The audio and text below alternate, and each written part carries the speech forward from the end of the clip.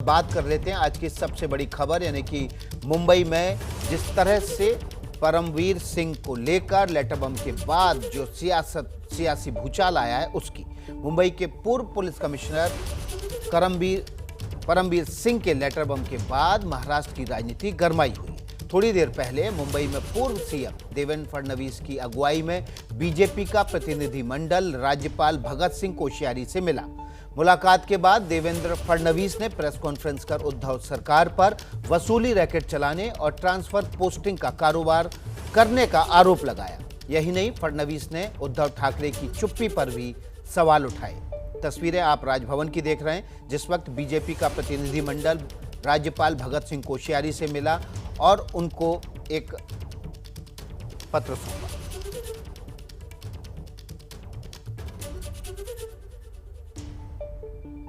वो कौन लोग हैं जिनके ऊपर इसके माध्यम से सीधी उंगलियां उठती है?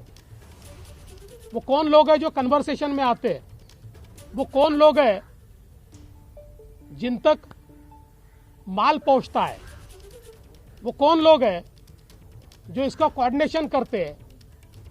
ये सारी चीजें बाहर आएगी, इसीलिए तो आपने इसको छुपा कर रखा। अब ये केंद्रीय गृह मंत्रालय तक पहुंचा है, जल्दी ध्यान में आएगा इसके पीछे क्या है।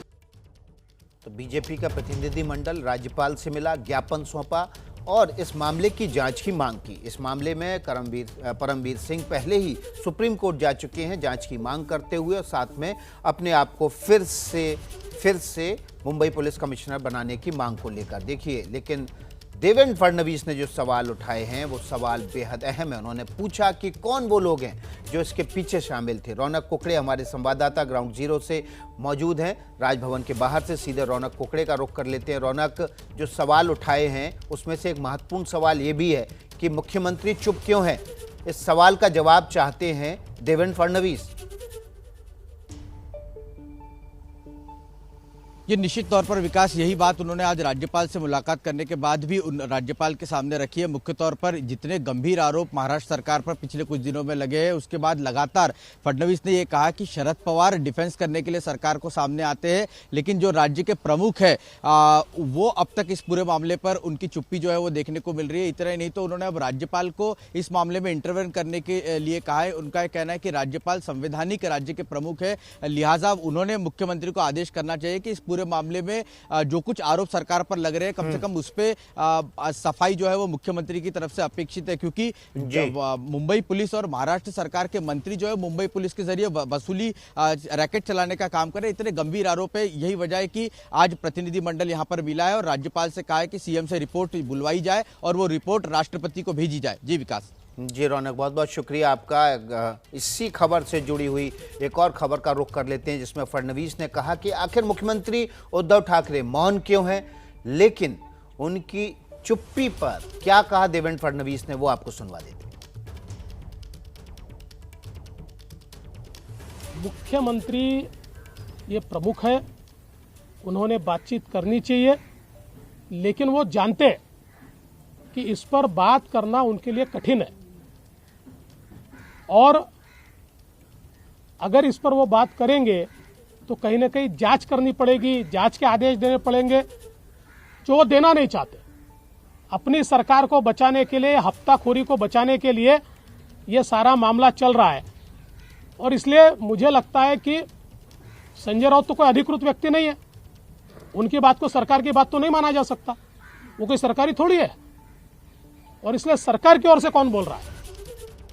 चुप्पी पर सवाल उठाते हुए देवेंद्र फडणवीस ने महाअघाड़ी सरकार को महावसूली सरकार कहा, लेकिन देवेंद्र फडणवीस ने जो सवाल उठाए उसका जवाब संजय राउत ने दिया। महाराष्ट्र के सियासी भूचाल में बीजेपी उद्धव सरकार पर हमले कर रही है, तो शिवसेना का कहना है कि जिन राज्यों में बीजेपी की सरकार के खिलाफ घोटाले के आरोप लगे हैं वहां क्या कार्रवाई हो रही है। खेला होबे जो चलता है, वो खेला होबे में महाराष्ट्र का जनता का मनोरंजन अच्छा हो रहा है और उसके लिए कोई मनोरंजन टैक्स, एंटरटेनमेंट टैक्स देने की भी ज़रूरत नहीं, टैक्स फ्री है। वैभव कृष्ण ने जो लेटर बॉम्ब उस वक्त योगी जी को लिखा था, उसमें तो पूरा रेड कार्ड दिया था उत्तर प्रदेश का कौन से पोस्ट पर आने के लिए जो रैकेट चल रहा है वहाँ 7 या 8 सीनियर आईपीएस अधिकारी का 50 लाख से 1 करोड़ से ऊपर तक वो पूरा रेड कार्ड वैभव कृष्ण ने योगी जी को एक पत्र लिखकर दिया था। क्या उसके बाद गृह सचिव ने वहाँ हस्तक्षेप किया केंद्र के, या सीबीआई की इंक्वायरी लगाई, या वहाँ के लीडर ऑफ अपोजिशन दिल्ली में आए थे, जो भी हो, या वहाँ की सरकार ने उसके ऊपर कुछ कार्रवाई की थी? तो ऐसे लेटर का क्या होता है क्या नहीं होता है ये हमारे लीडर ऑफ अपोजिशन को पूरा पता होना चाहिए। और मैं ऐसे 10 लेटर दे सकता हूँ जहाँ बीजेपी की सरकारें है और वहाँ के बड़े अधिकारी ने इस प्रकार से लेटर मुख्यमंत्री को लिखे है, तो ये लेटर बॉम्ब जो है वो ओम फुस हो गया।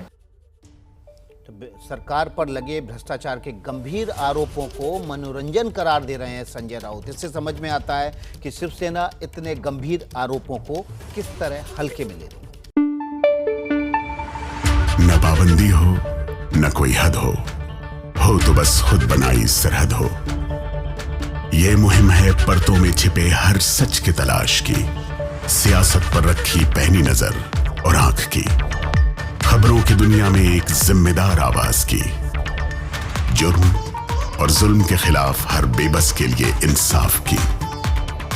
जब कोई हद नहीं इंसानियत के लिए जज्बात की, जब कोई हद नहीं खुशियों और ख्वाब की, तब कोई हद क्यों हो नए नजरिए और बदलाव की।